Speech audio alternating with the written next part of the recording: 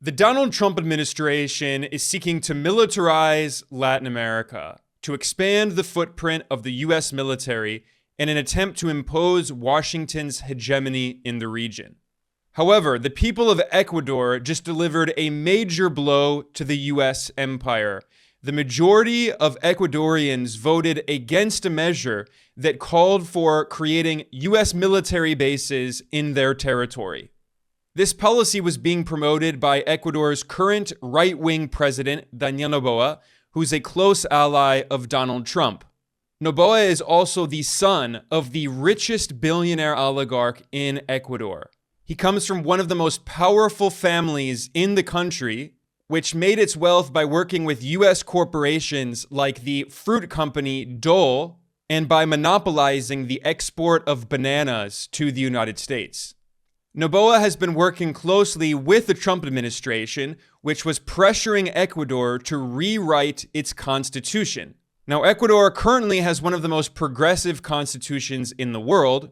This was previously drafted under Ecuador's former left-wing president, Rafael Correa, who had a constitutional referendum in 2008, and 64% of Ecuadorians voted in support of this new progressive constitution.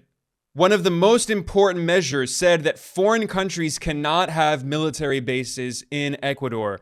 The leftist President Correa closed the US military bases and kicked out the US troops. And ever since then, Washington has been desperately trying to open military bases once again in Ecuador. This is where the current right-wing President Noboa comes in.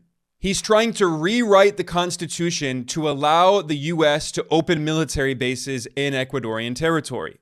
So in November, Noboa held a referendum calling on Ecuadorians to vote to rewrite the Constitution. Noboa proposed 4 new measures, and the people of Ecuador voted overwhelmingly against all of those measures. Specifically, 61% of Ecuadorians voted against the measure that would allow the US to create military bases in Ecuadorian territory. What this shows is that the US government may have oligarchic allies in Latin America, these billionaires and multimillionaires who try to sell out their country to benefit the US empire. But many people in Latin America are standing up and defending their sovereignty and saying no to US meddling and aggression.